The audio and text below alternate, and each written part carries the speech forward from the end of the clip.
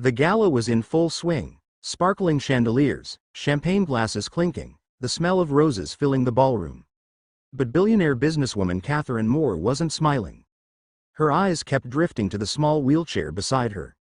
In it sat her 7-year-old daughter, Lily, with wide brown eyes and legs that had never carried her weight. For years, Catherine had spared no expense: specialists in Switzerland, custom therapies in New York, cutting-edge treatments in London. Every doctor gave her hope, and every doctor failed. Money could buy the finest medical centers, but not the simple joy of watching her daughter walk. That night, as cameras flashed and executives toasted, Catherine slipped away.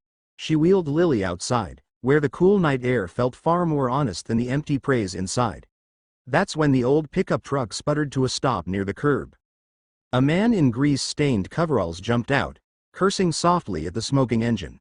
Catherine might have ignored him, if not for Lily, who smiled and waved at the stranger.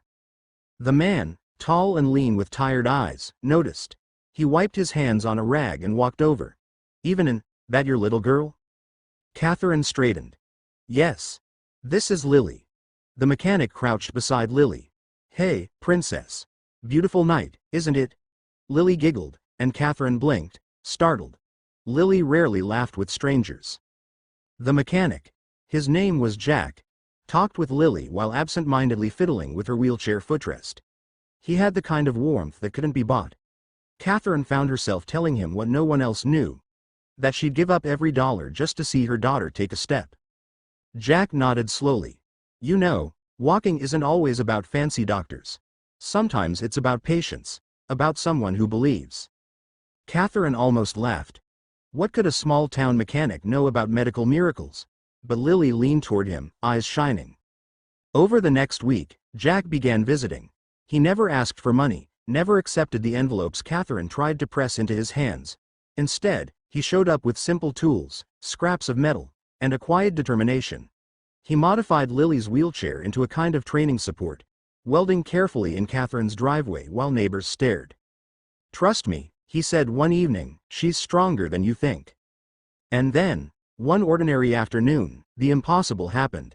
Jack steadied Lily with the device. "Okay, sweetheart, hold on. Just one step." Catherine held her breath. Lily's legs trembled, knees shaking like thin branches in the wind. But then, her right foot moved forward, then her left.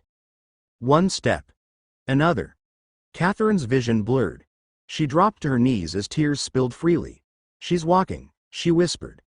"My baby's walking." Lily squealed with laughter, wobbling into her mother's arms. Catherine clutched her daughter, but her eyes were fixed on Jack, the poor mechanic with grease still on his hands, smiling as if he'd just won the world. That night, for the first time in years, Catherine realized money hadn't saved her daughter. Kindness had.